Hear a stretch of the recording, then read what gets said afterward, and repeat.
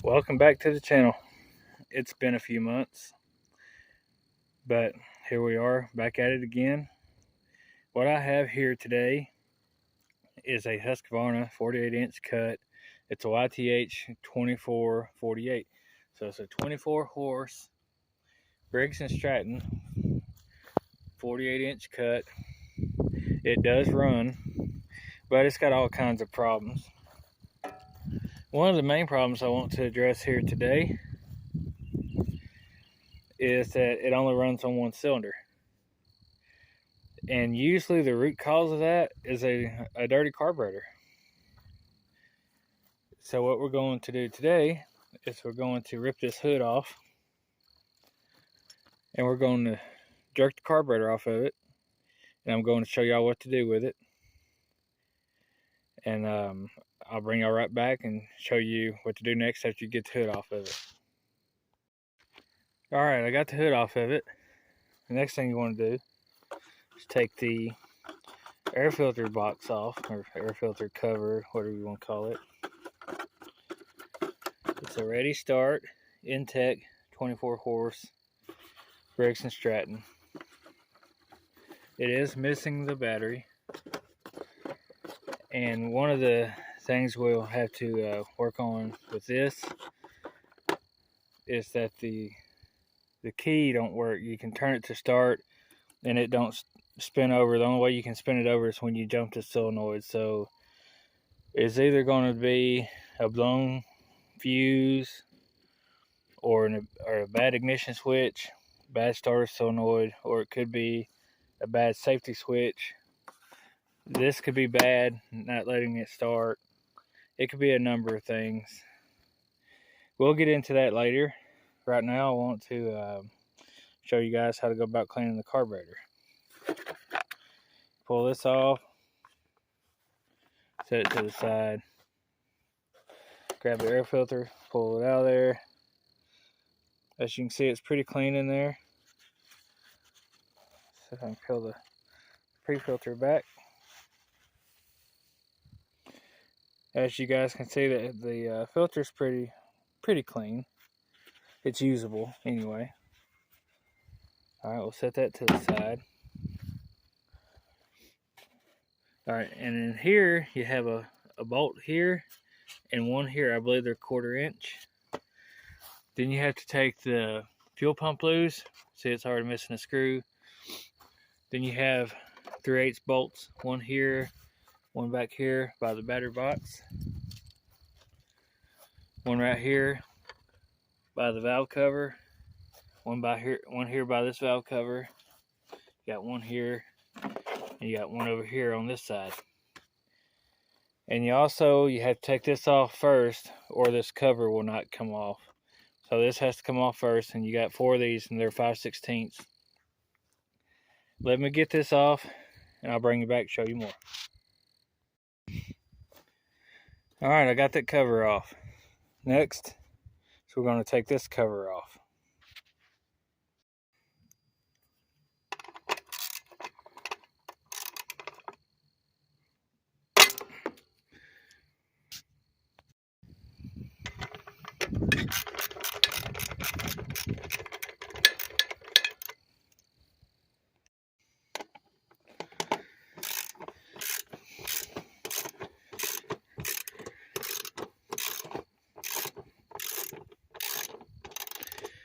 Most of these, if you look, has a cutout where you can just loosen the bolts and slide the cover off. Usually I take the bolts all the way out, but I can try taking just to loosen the bolts up, and I'll try sliding the cover off, and I'll bring you guys back when I have the cover off. The cover is now off, and I was correct. All you have to do is loosen up these bolts that hold the blower housing on, and you can just pull it right off. Don't forget the 2 1/4 inch screws that I showed y'all earlier that's in the air box. And I decided to leave the fuel pump on the cover and just disconnect it here at the vacuum port, and the fuel line going to the carburetor and the fuel line coming from the gas tank. I got it up here because it's above the fuel level that's in the gas tank. If you pull it out and let it lay down, it'll drain the gas tank.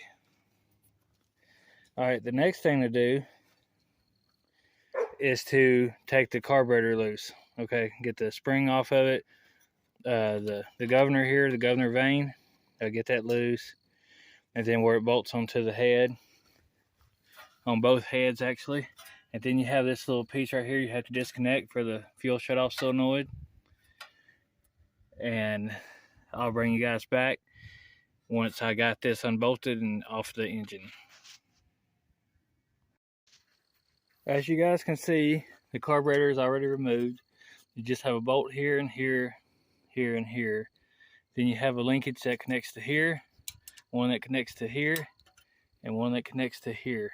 And this one has a spring that goes with it. And then you have this vent hose, which I tore trying to get it off. There's a thing that sits right here. This hose plugs into the back of it, and this does too. I don't know if y'all can see that. Yeah, that hose there, that plugs into the back of it, and this one does too. This one just goes around here, and it's some kind of vent. But anyway, oh, and you have this little connector here to unplug from the fuel shutoff solenoid. Here's the carburetor. Here's that thing I was talking about. One hose plugs into there, one plugs into there. And it's looks like it might need intake gaskets. Looks like that one's leaking. And that one looks like it's leaking a little bit too. But anyway, you gotta take this bolt, this one, and this one off. And that all separates from the carburetor. Once I get that separated, I'll bring you back and show you what it looks like. So this is what the carburetor looks like after you get it off of the, or get the air box and stuff off of it. This is the intake side. This is the air box side. But it don't look too bad. There's the air box side. And here's the intake side of it. I'm going to get this float bowl off, this fuel shutoff solenoid off of here, or the anti-backfire solenoid, whatever you want to call it. And we'll get the bowl off of it and see what's in there. But it looks like I'm going to have to order a gasket kit at the very least for this carburetor. So here we have the carburetor. I'm going to try to get the, well first I'm trying to get this off. The fuel shutoff solenoid.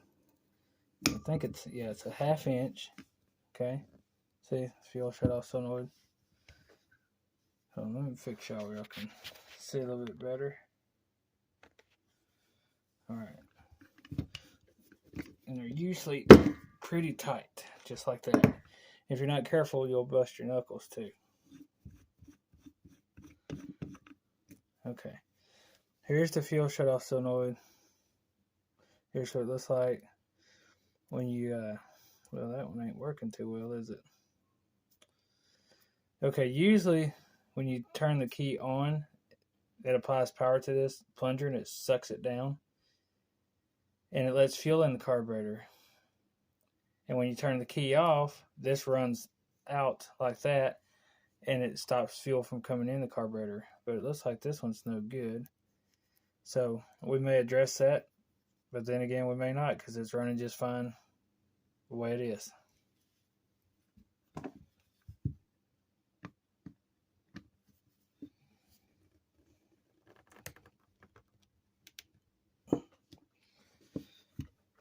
And these may not come loose. That one did.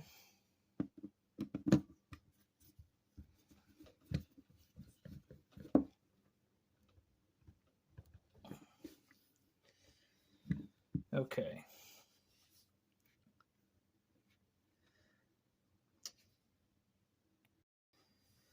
Okay, y'all will have to forgive me. I had to have some help. Had to get somebody to hold the carburetor for me while I used the old hammer trick method, you know, where you take the screwdriver and you beat on the top of it with a hammer or whatever, like an impact driver, to get the screw loose. Otherwise, the screw is going to strip out and it's going to be no good. All right, now.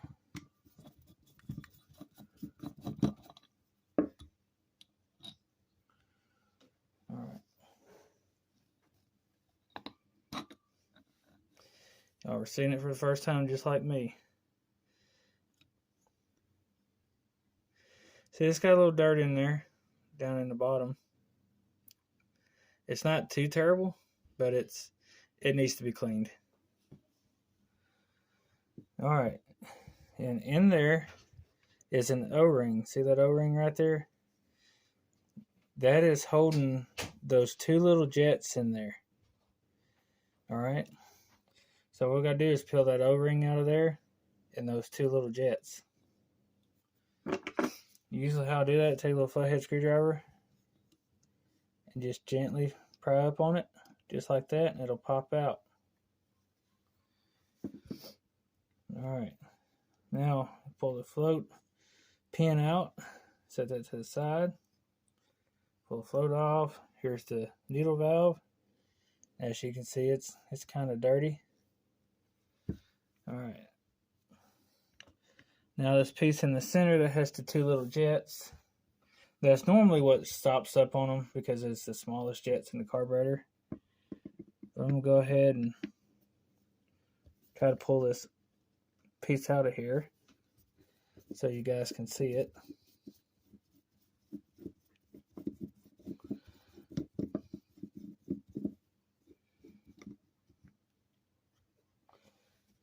That's one screw, and as you can see,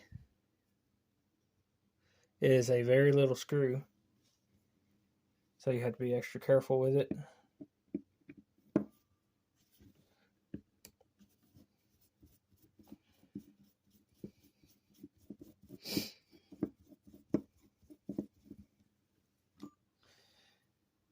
And these jets here that is in this, they have to go back in the place that they come out of, or otherwise it won't run right. But I do believe, yeah, there's only one way that this will go on. Okay, because see, it's got 4 holes there. It's got 2 there, right here, and 2 right there. All right. Anyway, I'm going to try to get these jets out of here one at a time because I ain't sure about them at all, to be honest with you. And I know one is smaller than the other.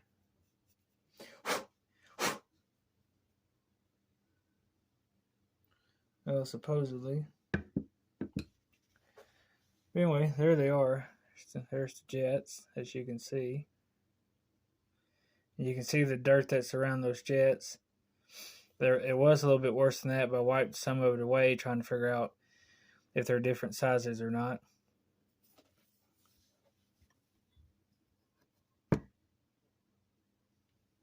Okay. There we go. They come out. As you seen what I did, I just took it and tapped it just like that. Well, like that, and they come out on their respective sides. And they do look a little bit different. So I'm going to leave those out of the equation. I'm just going to poke them out with a torch tip cleaner, and I'll show you how to do that. Okay, now that this is put over here, that's out of the way. Carburetor bowl, put that over here off to the side. Alright, that's the float bowl, screw, float. Okay. Yeah, more dirt just fell out of the carburetor when I turned it over. Alright. Now we want to try to get these screws out, if we can.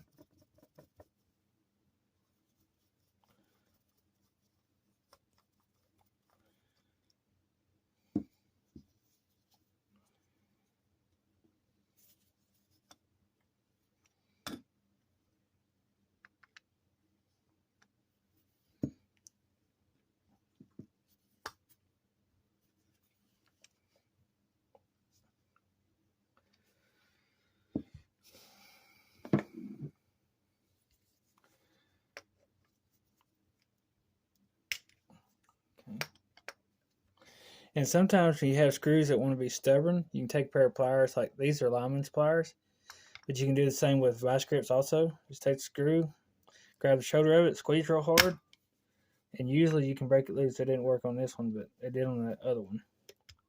See, just like that. It's broke loose. Then you can take your screwdriver. Well, if I can get it in there. That's what she said. There's a joke in there somewhere. Anyway, you pull the screw on out, and it helps to have a magnetic tip screwdriver.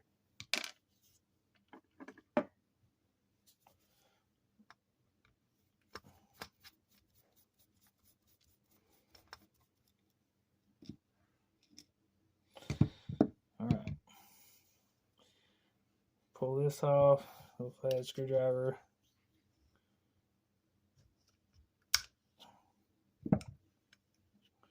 Break it loose. It's just a plate, as you can see. There's a gasket here.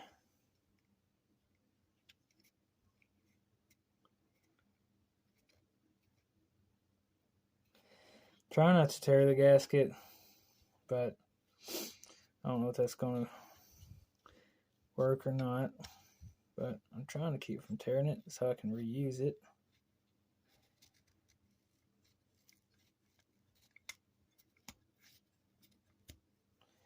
Okay, well, it didn't tear that bad. Alright, as you can see, the inside of the carburetor here on the top.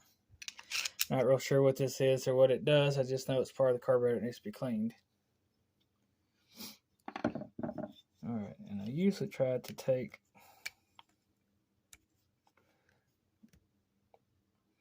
the float bolt gasket out. Sometimes I can get it out, other times I can't, and the times that I can, I just leave it in there. This gasket won't come off. I'm just going to leave it. This one come off for the most part, but you can see where it left some residue behind. Alright, so what I'm going to do is I'm going to put it in my ultrasonic cleaner.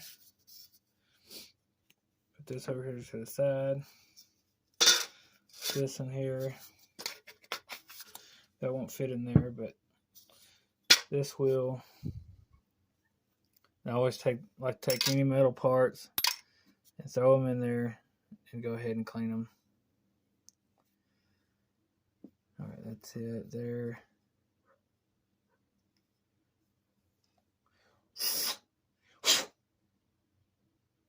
I'll stick that in there for a little while. Alright, these two little jets that are here, as y'all can see, I'm going to just clean them out by hand, because I'm not sure if they're the same size or not.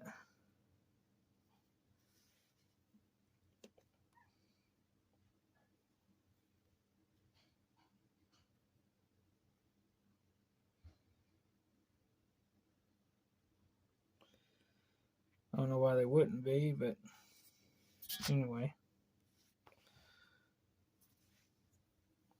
It's hard to tell, to be honest. I may just go ahead and throw them in there and clean them in there anyway. Because I've heard that you can get those jets mixed up and it'll run weird, and you'll have to take it apart and swap them jets back around and put it back together to make it run right. But we'll see how that goes. Alright, so what we're going to do here is, yes, we're in my house. There's my cat scratch pad. There's the food bowl. Here's the ultrasonic cleaner. No nonsense, no how. This is what you need, man. This right here will work. I seen that you bought that Harbor Freight ultrasonic cleaner. This one come from Amazon. It's a Vevor brand, Vevor. I think that's how you say it. I'm not real sure, but anyway, it's got a heater on it. You can bump this up to 80 degrees Celsius, which I think is like 160 degrees Fahrenheit. It's got a 30-minute run time, and it cleans pretty good. And what I use in this one, as you can see, the water is dirty, but I use just plain water and Dawn dishwashing liquid. That's it, and it works wonders. But anyway, I'm going to turn it on and show y'all what we do. Okay, it's got a switch on the back. Turn it on. Okay, and I always bump it up to the max. I've had this thing for going on 3 years now. Okay, and as y'all can see, it's heating up at 17 degrees Celsius, which I'm not sure what that temperature is. And it automatically goes to 5 minutes, but you can run it up to 30. And that's what I always do. I always run it up to 30 and start it. But anyway, let me get the carburetor put in there, and I'll show y'all more. Okay, there it is. Oh, that's another thing you need. A jumper carrier 660. Those are real handy. Anyway, I put the big part of the carburetor in the basket by itself. I try to take this little bucket and stick it in here. This little bucket come out of a Berryman's Chem Dip carburetor dip. I just took the handle off of it. It's real handy. I leave these on here so I can grab these and pull them out of that water there after I get done cleaning the carburetor, because that water right there gets scalding hot. Alright. Yeah, I think that's it. That's the rubber diaphragm. Float bolt screw. That's a float bolt screw. Those are for that little metal plate that goes on top. So, I think we'll be alright. Alright, well, anyway. Sometimes I even put the float in there, because I know it's going to float up, but I always like to test it and make sure that it's going to float and it don't have any holes in it. So that's what I do. I ease it down in there and let the water slowly cover it up. Because if you just stick it down in there all at once, that little pan I showed you will turn over, and it'll dump all your carburetor stuff in there, and then you have to go fishing for it. And it's not fun when the water is scalding hot. But anyways, so once you get that in there, the float's sitting in there, you just come out here after you've done set it to 30 minutes and set the heat for it. See, the heater's on, see that little red light? And then all you gotta do here is hit start button.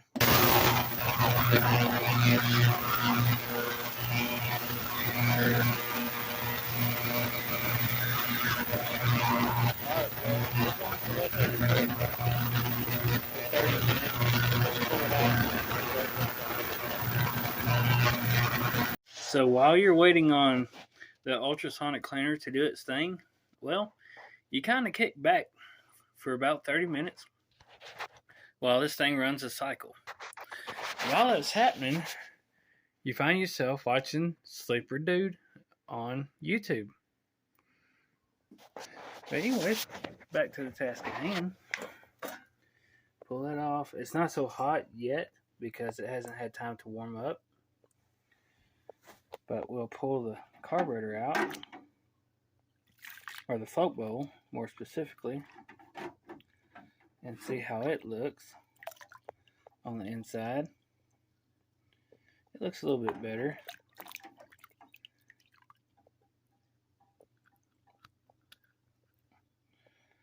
Okay, we're going to run another cycle on it.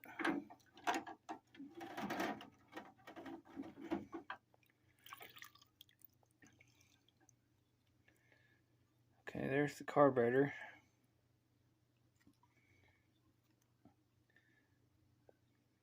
Okay, that's a little bit cleaner. Alright, so what you do is, that's a 30-minute cycle. So you let this continue to heat up. As y'all can see by that light, the heater is still on. And then what I do here is I go 30 minutes, and I start it all over again. And while that's cooking, back, watch some more Sleeper Dude on YouTube, and maybe even some no-nonsense know-how. Alright, so after 3 cycles later, it's cleaned up somewhat. It ain't the best, but it will do. My ultrasonic cleaner normally does better than this, but it'll have to work for now. I probably need to change the water out in it, honestly. But anyway, we are going to go ahead and move forward with rebuilding this carburetor. So next thing you want to do is pull these screws out here, this one and this one. As you pull these off, this butterfly here will come off, and you can grab this shaft and just slide it out. And behind it is, I think, one more screw, and you pull this piece out, and there's the gasket behind that needs to be replaced.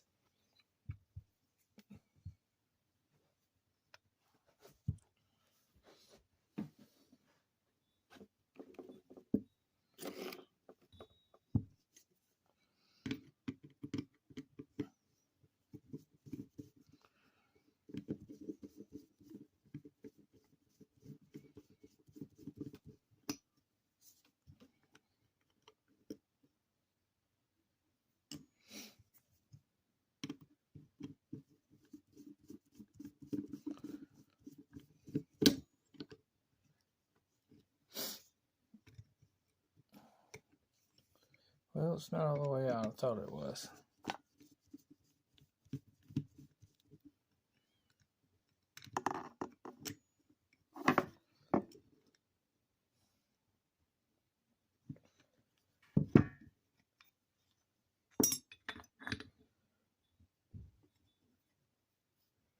Okay, so there it is. It's out.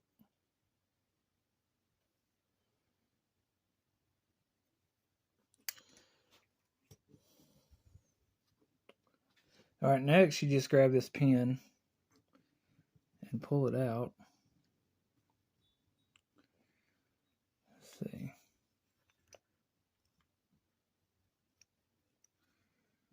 Oh yeah, it's got a Phillips head screw in the end of it. So you take this Phillips head screw out, that's right here.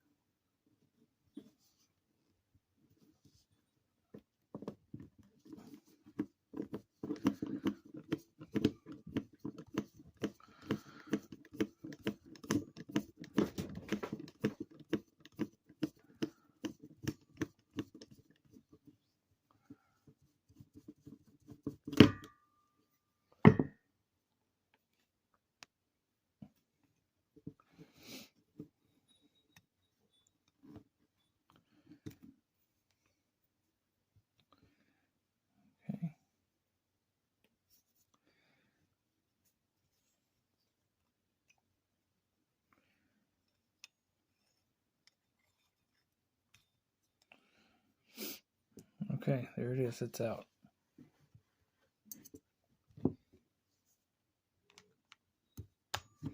Next you want to pull this screw out here. I know lighting isn't the best. I apologize for that.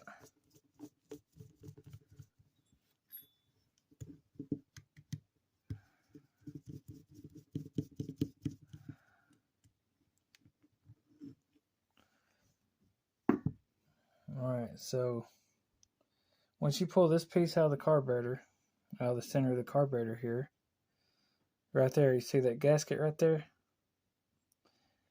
It's got the holes in it. Alright, what you want to do is pull that gasket out of there.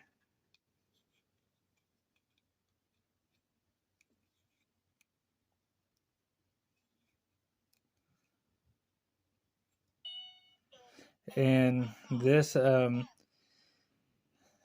is brittle because it has torn on me, but that's alright. I have a new one in a gasket kit.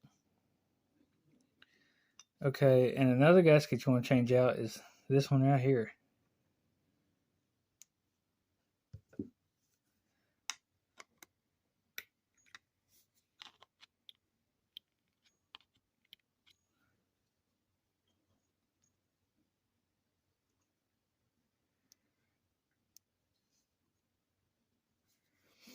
Okay, I'm gonna have to get something to try to dig that out of there with. Hold on just a second. Alright, in case you guys heard it, I do have a talking clock. That's what y'all heard in the background, and yes, it is 8 p.m. I'm in my house rebuilding this carburetor on my dresser.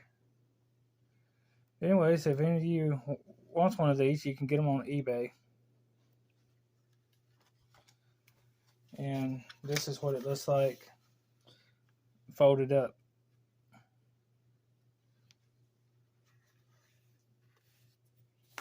Well, there we go. See a little better now. It's a talking alarm clock.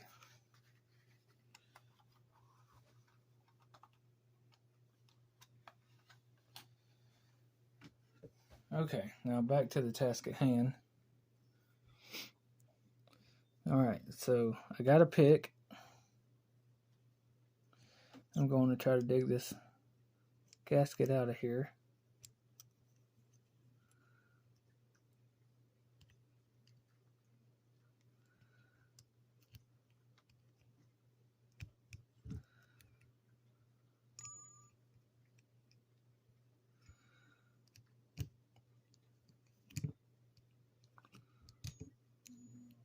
Alright. So as y'all can see, the gasket's off of there. This is what it looks like. See how flat it is? That gasket's no good. Just the same way with this one. This gasket's no good. Alright, set those to the side.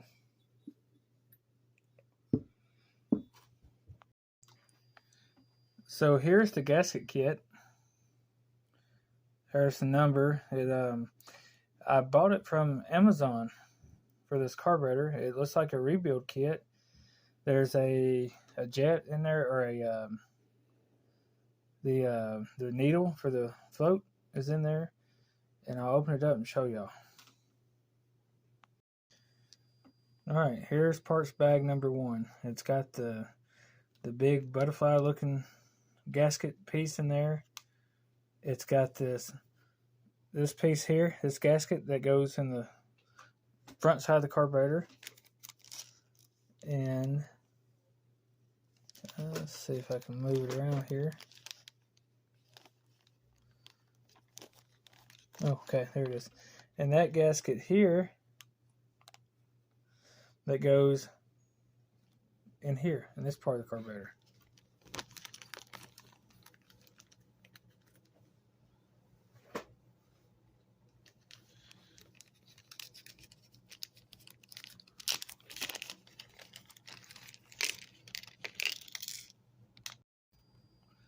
Alright, so here we go with the small gasket, the little O-ring gasket, that's what I call it. Put it on there, around the emulsion tubes.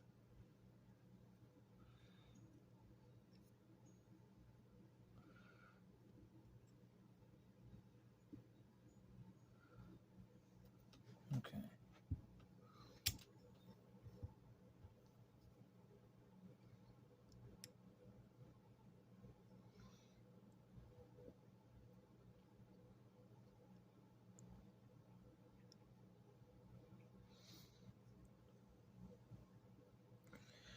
All right.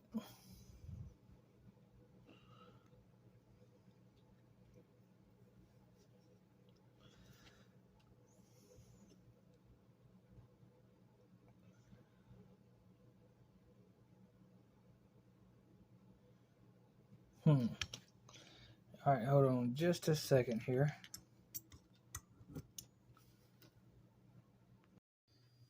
Okay, so I had to stop for a minute to figure out what was going on. But anyway, I figured out an easier way. Put the gasket in the end of this plastic tube, because it has like a cradle. So just put it in there. Makes things a lot easier. I learned some of this stuff about these. Well, I mainly learned about these gaskets from watching Chick Canic's channel on YouTube. And if I can figure out how to, when I'm uploading this video, I'll drop a link down below for you guys to go check out her channel. She also lives in the great state of Arkansas like I do. Okay. It just sets on there just like that. Then you take these, there's two of them, these little bitty Phillips screws. I can't get the camera to focus on it, but anyways, they're little bitty Phillips screws.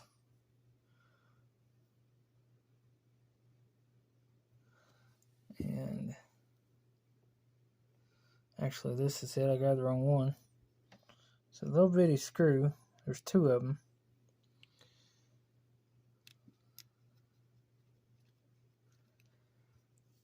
And you just basically just screw it down.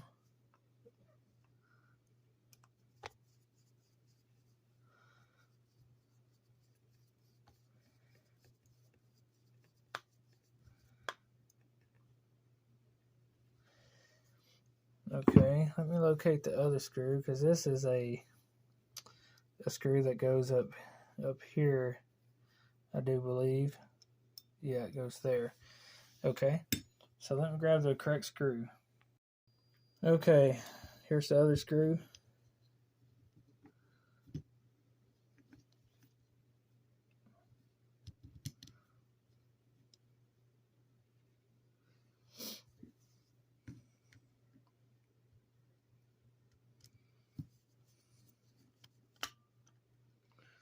Well, it's going to take me a second to get this.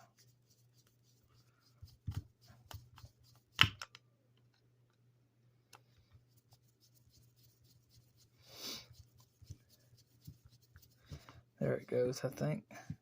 Yeah. Okay, so both of those are in there. All right, now for this gasket here. Let's move this. I got too much stuff in the way. All right.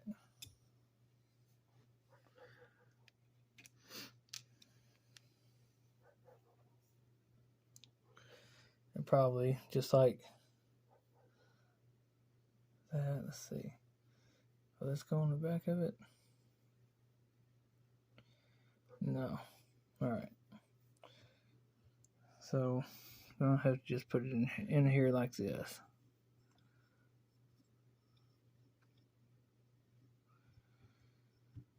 All right, there it is. The new gasket's in place, as you guys can see. All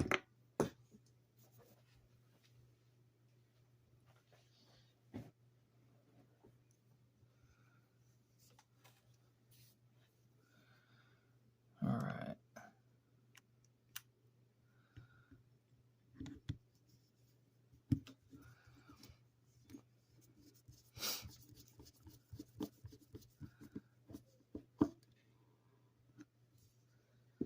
And yes, I do have skin up hands. Okay. And the reason why I have those is from that right there. That's Tiger Cat. Hey, Tiger. Hey, Tiger. So he's one of the two cats that I have. But anyway, back to the carburetor.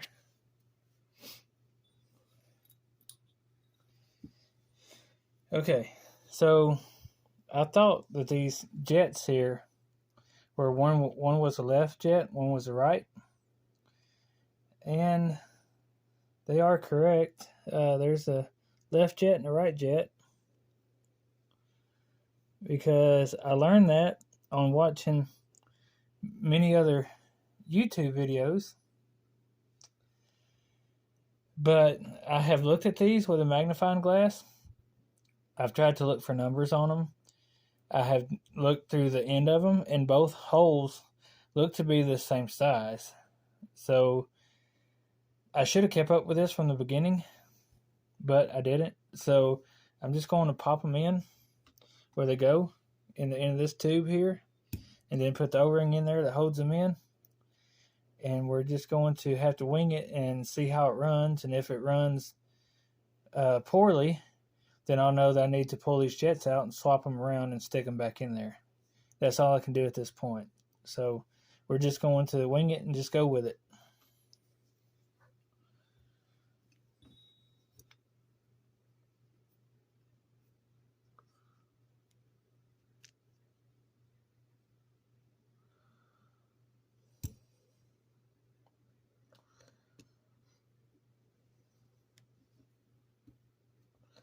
Okay, there's one. And we may get lucky, and I may be putting these in the correct places to begin with. I don't know. Time will tell.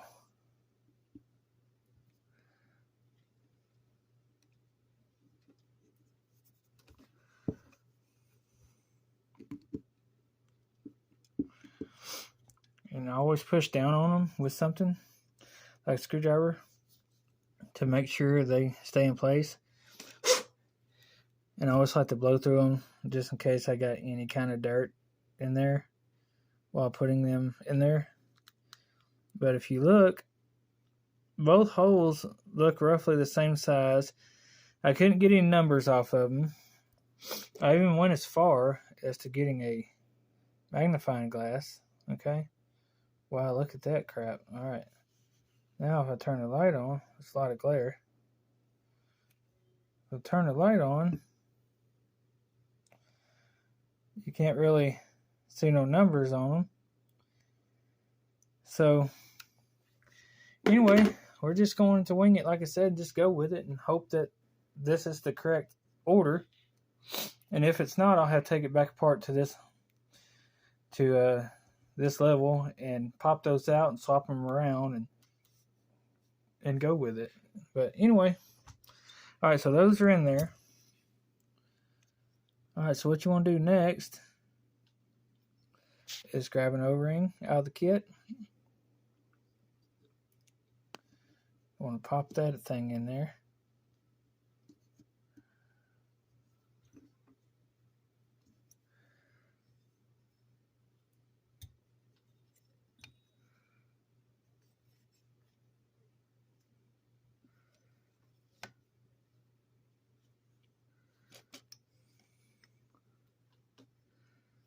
Okay.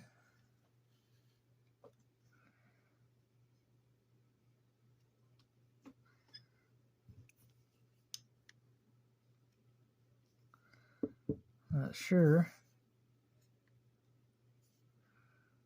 how far down it's got to go.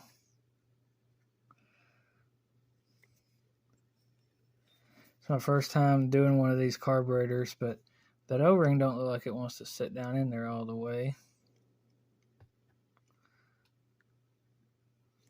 So maybe another. So I got another O-ring in here. So let me pop this one out and see if it fits any better. I don't know if it does or not. I don't know if it will or not. Okay.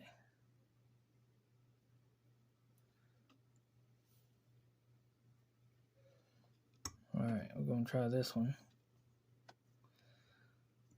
See if it's any better.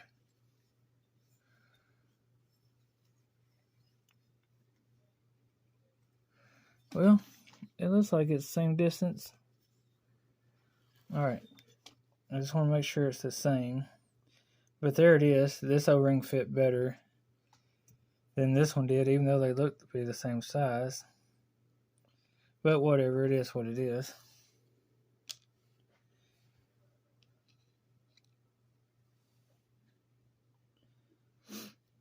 Okay.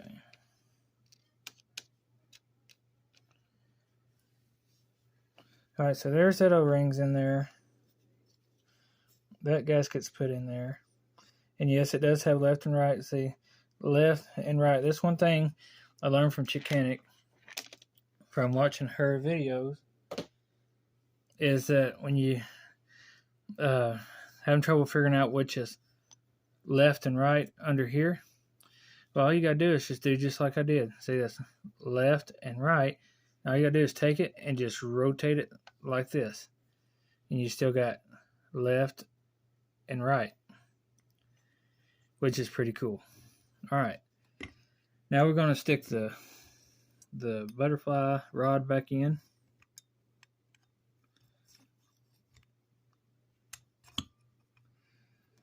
All right, now we're going to put this back on there.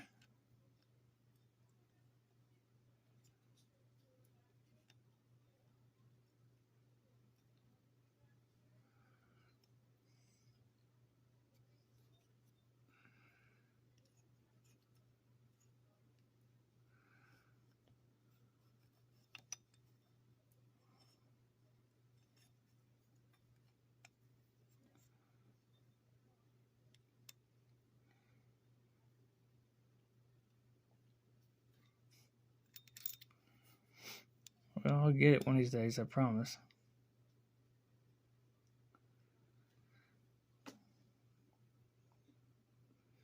All right, now take this screw.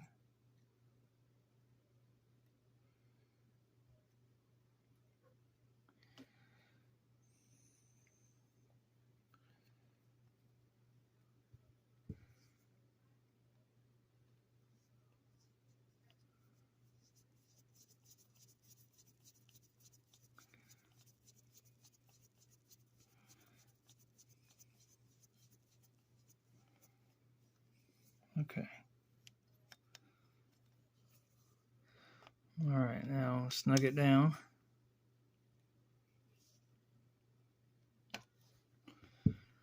All right.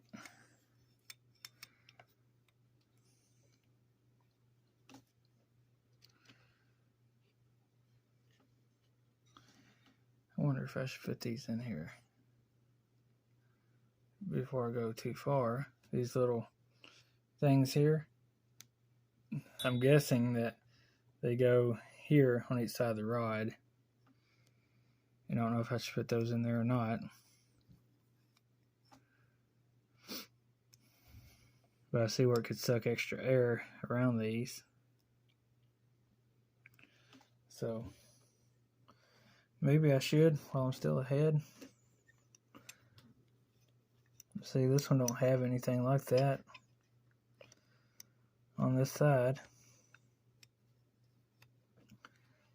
And I have a feeling that these will just keep it from moving the way it's supposed to, and they'll move back and forth too, which it looks like it will, because there will be that side.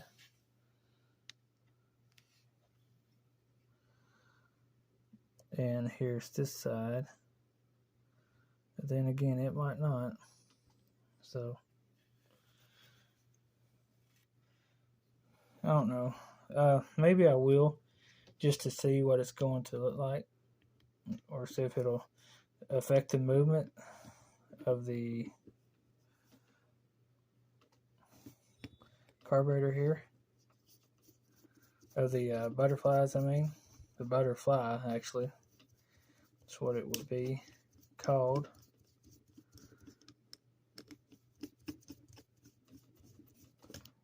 All right, so that's back off of there. Okay.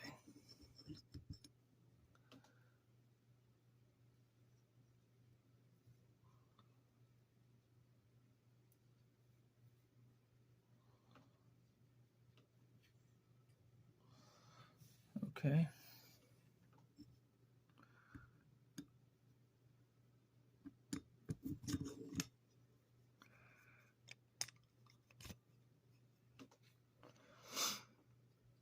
All right. I'm going to put this one on.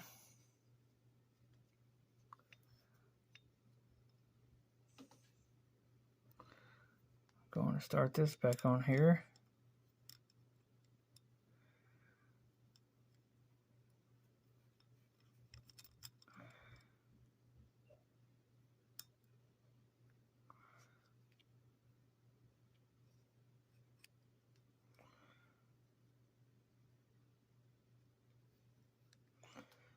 Yeah, I didn't think that was going to be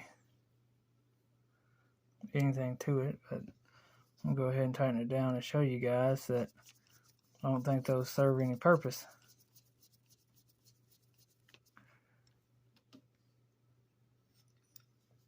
Okay. As you can see, it's still got movement.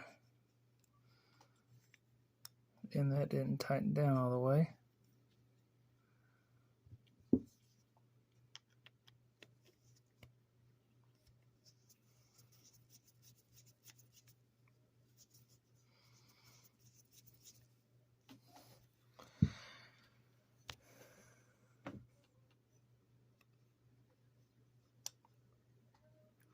Well, still got some side-to-side movement. So I don't think those are going to help much. Because see, there's one here and you got this in here.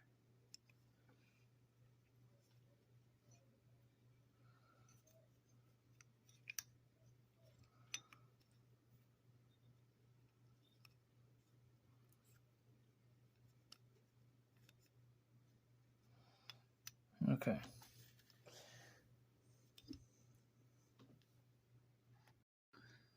Alright, so I got the butterfly back in and it works like it should, as y'all can see.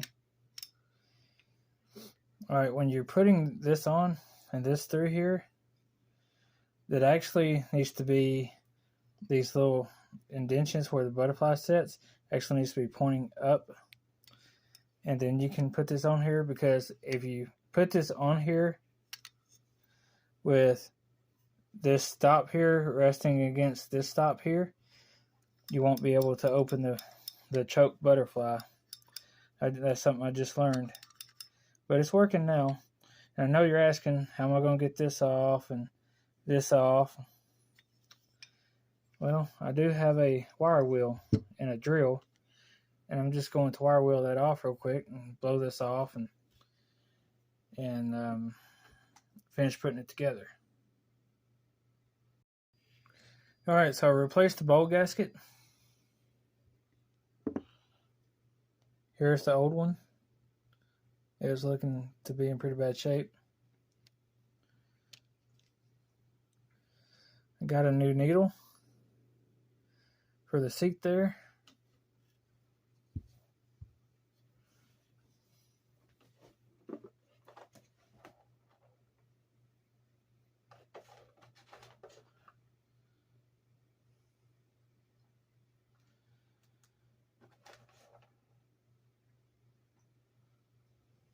Okay.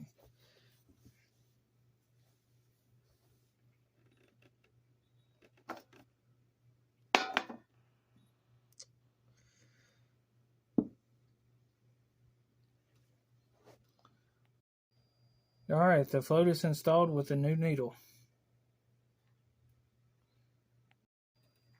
Alright, there it is with the float bowl on. Now what's missing here is the fuel shutoff solenoid, which is right here. All you have to do is, after you check it, make sure it's working. This one is working, but it's sticky because it was stuck in the on position, which is right there. Alright. So sometimes you can resurrect these by twisting them around and spraying lube in them. And sometimes they'll come back to life and sometimes not. I don't expect this one's going to come back to life, but I could go get some lube and spray it with some lube and see if I could get it to work. But anyway, more on this later. I'm just going to go ahead and finish putting the carburetor together, and then I'll get some lube and try to get this to work a little better.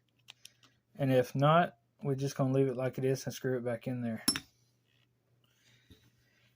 Because about 12 years ago, I had to buy one of these for my Husqvarna ride mower that I used to have that had the 20 horsepower Kohler Courage on it, that's known as the bucket engine. Anyways, this went bad on it, and it cost me $75 plus tax just for this. Ain't that crazy? So I've learned a trick since then.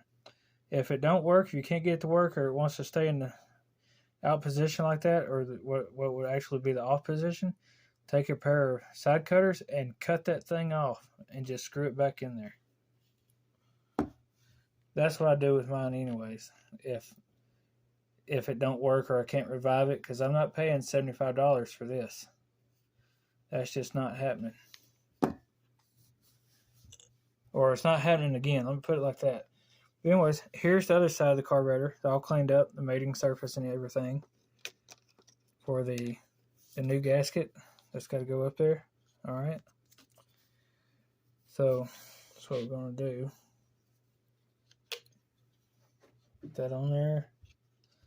Like this. Alright, let me get the screws ready.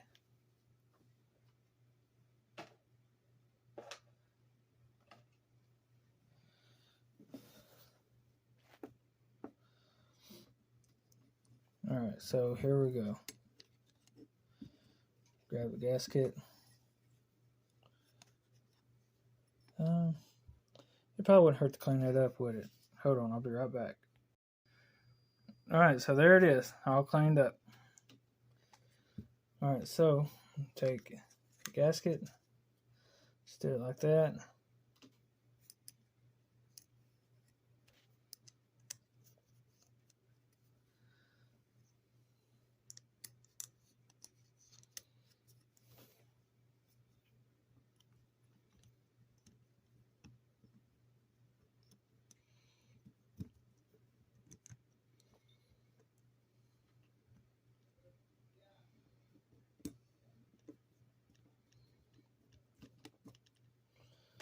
Alright, now.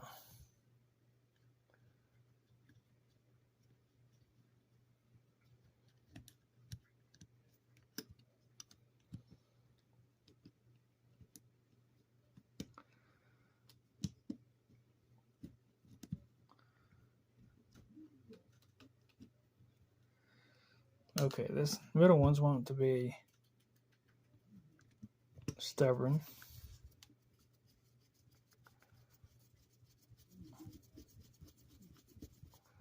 Okay, it went in there though. What I mean by the middle one is that one there.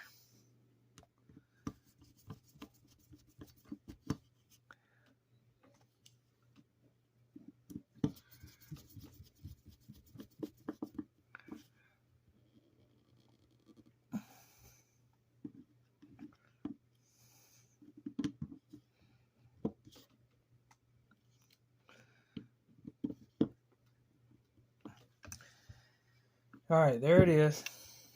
The top plate screwed down. The butterfly's in it, and it works good. Okay, there's the float bowl. Here's the throttle butterflies. Okay, see, this gasket still looks decent, other than right there, but I don't think that'll really matter. I think I'm going to reuse it. Alright, now on to this. I'm going to get some lube and spray in it and see if I can get it to work any better. Well, there she is, all put back together. The last part you seen, I believe, was me putting this plate on and putting the float bowl on and the fuel shutoff solenoid right there. I sprayed it with some stuff called Freol, and it seems to have done the trick. It freed up and got to working. I got it to where to work better anyways, or it was working better than what it was before I installed it. Let me put it like that. And here's all the rods. It's only got 3 rods. It's got, okay, this part faces the engine. All right, this is the fuel, where the fuel hose goes onto it. Fuel intake. I'm struggling with my words tonight. But anyway, this is the intake for what would be honestly the right side of the engine, and this is the one for the left side of the engine. And as you can see, the L and the R. Okay. Well, anyway, I got all the rods put back on. They're self-explanatory how they go. The only rod that's, let's see if I can turn it here. This rod here on the back, the one that operates the throttle, it's the only different one, because if you look, it has a bend to it, okay? And it's bent so it goes around this air intake horn here. If you try to flip it the other way, it will not go. It'll rub on this air horn, or this air intake horn, and that's how you know that it's wrong. And you got to pull it out and flip it over and put it back in, and it'll be right. This one here, as you can see, points to the engine. This goes on the, what would be the right side of the engine. It's the only hook up over there. It's for the choke, okay? That's the choke. This one back here, the one I was showing you that's bent, it hooks to the throttle, which is this one right here. Okay, that's your throttle. And this here hooks to the governor air vane right there by the flywheel, and it has a spring that goes with it. I'm not real sure what I've done with that spring. I don't know if I put it in my box of parts or if I left it hanging on the engine like I normally do. But right now it's 9 p.m., so it's dark outside. I don't have a shop to work in like a lot of people do here on YouTube. So I just have to work on my stuff outside in the broad daylight. And so when it's daylight, we will install this on the mower and see how it runs. Now remember about those two little jets in that white plastic tube that's telling you about, that I could have backwards, so it may or may not run good. So for now, we're just going to guess that it probably will run all right. But until I get it mounted on there and see what it's going to do, I won't know if I got the jets right, but we'll find that out tomorrow in the morning, I should say, when it's daylight. For me, it'll be a few hours, but for y'all, it'll be in the next clip. But anyways, I got new gaskets for the intake here. The factory's got those red ones, those red O-rings. I have been known to just leave those in there and put these right over top just like that, and they seal just fine. But I probably will end up taking these out anyway, just to make sure it's right. As I was saying, I don't know if I'm going to leave these O-rings in or not. They still seem to be kind of pliable, honestly. See if I can get one out here. I mean, it seems pretty pliable still. But I do know that this will seal off just fine. So that's probably what I'll end up going with. I'll probably end up doing. And just get rid of these old O-rings because they're pretty old. That one's kind of got a bad spot in it right there. So that's probably what I'll do. I'll just end up digging these out of here. Like that.